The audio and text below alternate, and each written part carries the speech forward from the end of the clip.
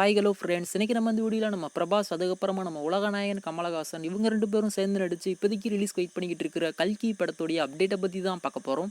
இந்த மாதம் அதாவது ஜூன் 27ஆம் தேதி இந்த கல்கி படத்தை வேர்ல்டு வைடு தேட்டருக்கெல்லாம் கொண்டு வராங்க. ஒரு மிகப்பெரிய எதிர்பார்ப்பு இந்த படத்து மேலே வந்து இருக்குது. ஏன்னா நம்ம பிரபாஸ் அவருடைய லைனப்பை பொறுத்த வரைக்கும் பாகுபலியை தவிர்த்து வேறு எந்த படமும் அவருக்கு அந்தளவுக்கு சரியாக போனதில்லை. அதனாலவே இந்த கல்கி படத்து மேலே ஆடியன்ஸ் மத்தியில் ஒரு மிகப்பெரிய எதிர்பார்ப்பு இருக்குது. அது மட்டும் இல்லாமல் ஒரு மிகப்பெரிய பட்ஜெட்டில் ஒரு மிகப்பெரிய பொருட்செலவில் அந்த கல்கி படத்தை வந்து எடுத்திருக்காங்களாம். அதுல குறிப்பா உலக சினிமாலயவும் எந்த ஒரு படத்துக்குமே இந்த அளவுக்கு பட்ஜெட்ல ஒரு படத்தை வந்து எடுத்தது இல்லை அப்படின்ற மாதிரி சொல்றாங்க.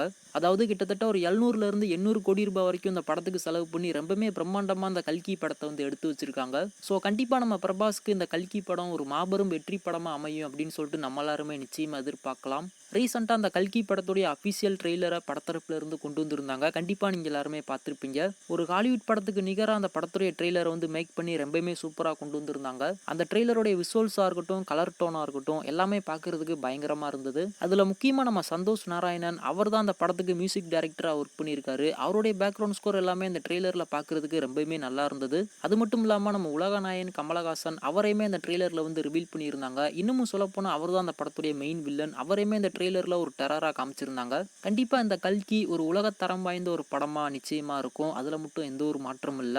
இப்ப இந்த படத்துடைய ட்ரெய்லர் ரிலீஸ் ஆயிருச்சு. அடுத்து இந்த கல்கி படத்துக்கு செகண்ட் ட்ரெய்லருமே கூடி சீக்கிரம் நமக்காக காத்துக்கிட்டு இருக்கு.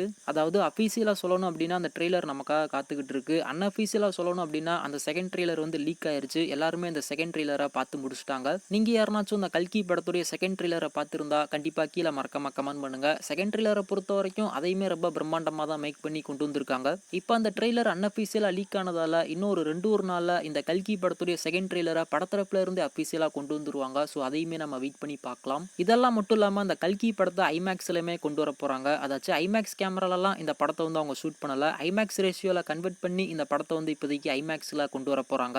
நீங்க இருக்கிற பிளேஸ்ல ஐமேக்ஸ் தியேட்டர் இருந்துச்சு அப்படின்னா கண்டிப்பா அந்த கல்கி படத்தை ஐமேக்ஸ்ல போய் பாருங்க. ஒரு பயங்கரமான தியேட்டரிக்கல் எக்ஸ்பீரியன்ஸா அந்த படம் வந்து இருக்கும் அப்படின்ற மாதிரி தான் நான் எதிர்பார்க்கிறேன். ஜூன் 27 இந்த கல்கி படத்தை வேர்ல்டு வைடு தேட்டருக்கெல்லாம் கொண்டு வராங்க. அது மட்டும் இல்லாமல் அந்த படத்துடைய செகண்ட் ட்ரெய்லருமே கூடிய சீக்கிரம் கொண்டு வர போறாங்க. ஆல்ரெடி எல்லாம் பார்த்து முடிச்சிட்டாங்க. இருந்தாலும் அந்த படத்தரப்புல இருந்துமே அபிஷியலா கொண்டு வருவாங்க. ஸோ வெயிட் பண்ணி பார்க்கலாம். நீங்க யாரெல்லாம் அந்த கல்கி 8098 AD படத்துக்கு எந்த அளவுக்கு ஈகரா வெயிட் பண்ணிட்டு இருக்கீங்க அப்படின்றத கீழே மறக்காம கமெண்ட் பண்ணுங்க.